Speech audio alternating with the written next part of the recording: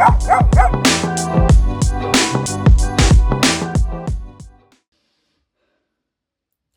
welcome back to Dog-Eared Pages.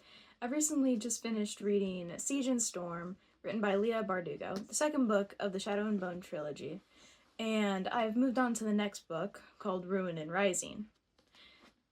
Siege and Storm was written in 2013 and was a nominee for the Reader's Favorite Young Adult Fantasy and Science Fiction in 2013.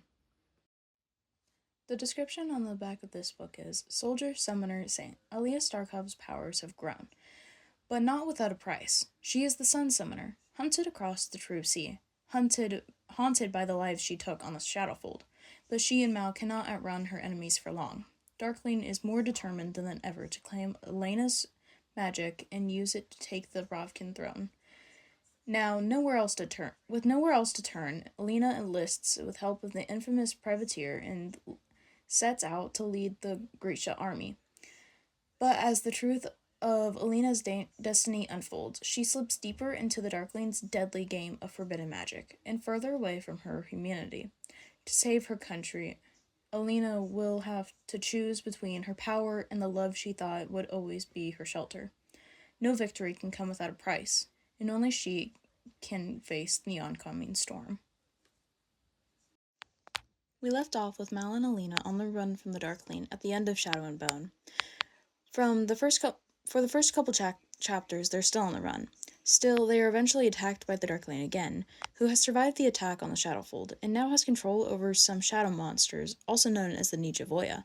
In the first book, they track down the stag, a very powerful animal, and use it to make an amplifier for Elena's powers. They also track down another animal that can make her even more powerful, the Sea Whip, also known as Rusali.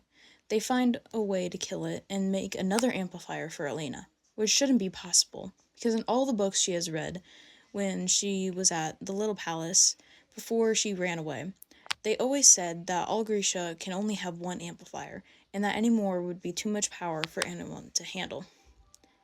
Then, once they have the second amplifier created and bound to Elena, the captain of the ship that she, Mal, and the Darkling are all aboard turns against the Darkling, helps them escape him, and decides to take him back to Ravka, and later reveals that he isn't who he says he is. Instead of being Sturmhond, he is actually the second-born prince of Ravka, Nikolai, and wants to use Elena to help get rid of the Darkling. They return to Ravka, and Elena becomes the leader of an army to try to prepare Ravka to deal with the Darkling and all the Nichavoya he would be able to summon. The more Elena uses her powers, though, you can clearly see that it is changing who she is, and you can also see that in her relationship with Mal and all the others that she is around. Near the end of the book, Nikolai, Elena, the king and queen, and Nikolai's older brother are in a meeting, and his brother is saying that he is proud to have made an alliance with one of the other countries around them that they have been at war with for a while, and said to have opened a path for them for trade. Nikolai realizes that they have just lost their advantage over the Darkling, because that means that he would be able to get into Ravka without them knowing, and Nikolai was trying to get everyone out of the room when the Darkling attacks, and sends a few Nichavoya after them, and one of them attacks Nikolai's brother, tears his arm from his socket, and his brother dies from the loss of blood.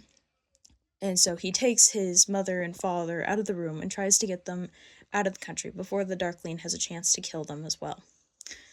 And Elena is forced to choose between going with the Darkling and letting all of her friends leave, and to not surrender and have them all killed. She says that she will go with him, and then tries to use her power over the Nichavoya, and tries to turn them against him as well. But as she's doing that, it is slowly killing her as well. Then she loses consciousness, and then at the end of the book, she keeps on going in and out of consciousness, and isn't certain if she killed him or not. But all they know is that she and her friends have escaped for now. But they still don't know what the fate of Ravka will be now. I have to rate this book a 4 out of 5 stars. I really enjoyed this book. I love how fast I can read through it, and just like the first book, I can just sit for a while and focus on what's going on and get lost in this fantasy world. And I love it when books make me do that. I'm super excited to see how Leigh Bardugo decides to finish off this amazing trilogy. So next I'm going to be reading Ruin and Rising, and I hope you'll come back and see my review on that one. So I'll see you next time. Bye!